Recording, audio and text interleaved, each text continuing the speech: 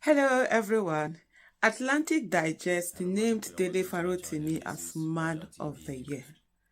What do you think about that? As for me, Dele FAROTIMI is very much deserving of that title, Man of the Year, and many more. Why do I say that?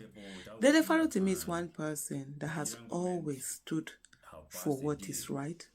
He has always spoken against injustice, always being on the side of truth. And he's the one that says that thing, that very thing that a lot of people are just afraid to talk about. And this year, this is 2025. Last year, December last year, 2024, we saw what happened to Mr. Dele FAROTIMI, where police abducted him and from his office in Lagos and took him all the way to Ekiti. Why? Because he wrote a book called The Criminal Justice System in Nigeria, or of Nigeria, and he mentioned some names. One of the names that he mentioned, Afe Babalola, decided that he was going to actually show us all why Dele FAROTIMI wrote that book.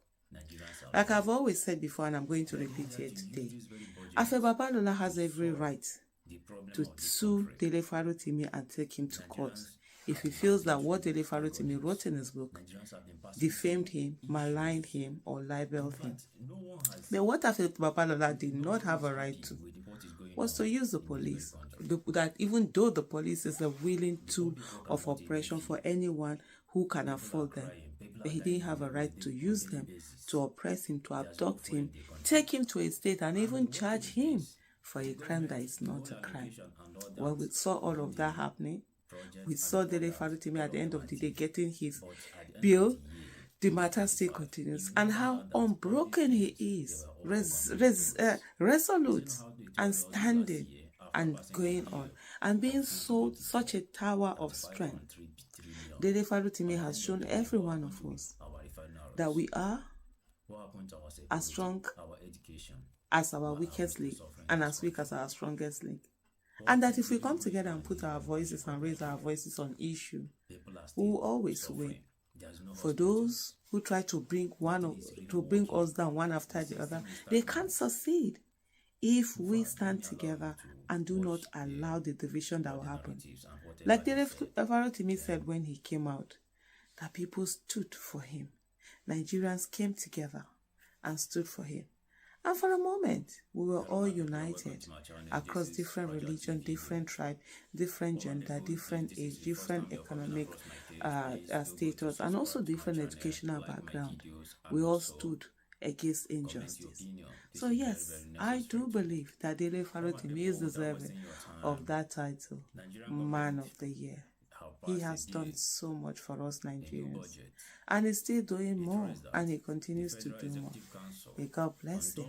What do you think about this? Just let me know in the comment section. Put it down there.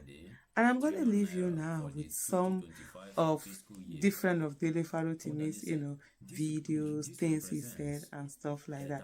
Let's appreciate this human being that we have in Nigeria, as a Nigeria, who is not afraid of using his voice, who is out there speaking against injustice.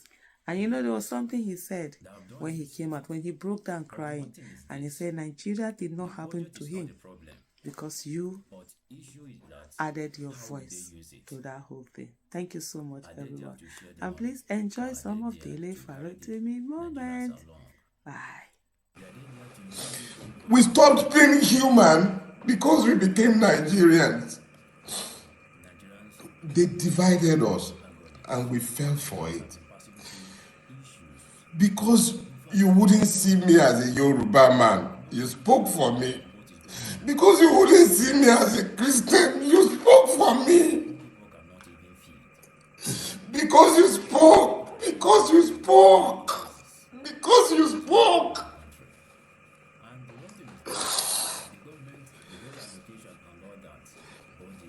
Because you spoke, Nigeria couldn't happen to me. Because you spoke. The only reason Nigeria couldn't happen to me is because you spoke. You spoke. That is why Nigeria couldn't happen to me. And yeah, Nigeria couldn't happen to me. Emu, Eki, Biterun Reko. You found your voices. I became you. And in our collective, you couldn't be silenced. And The thing I need all of you to know is this. I am not unmindful of the sacrifices that you have made to be here today. May the grace of God find and locate you wherever you are. Amen. It is not ever an easy journey when you are fighting evil. Yes. But some years back, before I started this work, God told me very clearly, and I heard it very clearly. He says, once have I spoken. Once has he spoken, twice have I heard. He says, the truth is enough. It is the only weapon by which you can slay the monster called Nigeria. The truth, nothing else. In my public advocacy, in my fight and my wars against this evil empire that we all live in, I have never lied against anyone. Yeah. If I don't know, I'll say I don't know. That's true. I'm saying that Ariafe Babalola corrupted the judiciary. And in corrupting the judiciary, it came across my practice.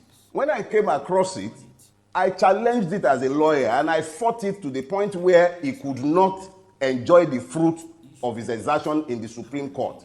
In writing the letter that he wrote to the then Chief Justice of Lagos State, Ayomide Philip, he libeled me and I sued him for libel. And when I sued for libel, the machines of corruption went into overdrive, and a case that should never have been killed at the preliminary stage was killed. If Ariafe Babalola was the only person who is licensed to enjoy that level of impunity, that's different. It's not about him. It's a system-wide problem. You simply can't get justice from the system. So your decision at the time, which was pretty close to my exit date, was a timely reminder. So you're right. It was a reminder of what I had to do, because there is no way I could have remained in legal practice and be who I am today. It's not possible. It's almost impossible to look at the Chief Justice of Nigeria and call him the corrupt man that he is if I was still going to be standing before a judge to say, my Lord. But that's the truth. So it was one of the sacrifices that had to be made, and it wasn't a very easy sacrifice to make in the moment. But I'm thankful to God today for your timely reminder and for the grace to walk away. I'm thankful to God for it. This book is 11 years in the making. It's been a very painful book to write. All I have done is that I've given a truthful account of what I have seen within the judicial system. And it has taken the loss of the judiciary for Nigeria to become the useless place it has more or less become now. For anybody to be a citizen, for a society to have citizens, you must be found on the rule of law. It would mean that both the governed and the governors are equally bound by the law. It must mean that the judiciary is one that deals with people blindfolded. But in a situation where instead of us being ruled by law, even at the most elementary level, we're governed by the will of men, no matter how perfect those men might be, they remain men. And it simply means that for as long as we are ruled by the will of men, we're subject to their whims and caprices. The level of corruption that I witnessed in this case, the brazenness of it, is not suggestive of somebody who is coming to the rodeo for the first time. This is a well-practiced person. This is the norm for these persons. No matter how corrupt a judicial system might be, there are certain precepts and norms. It's like I want to count 1 to 3, and then I'm looking to skip 2. So I just say 1, 3. Where is the 2? So there should be some order, some processes by which you arrive at a particular decision. That is why the court have rules.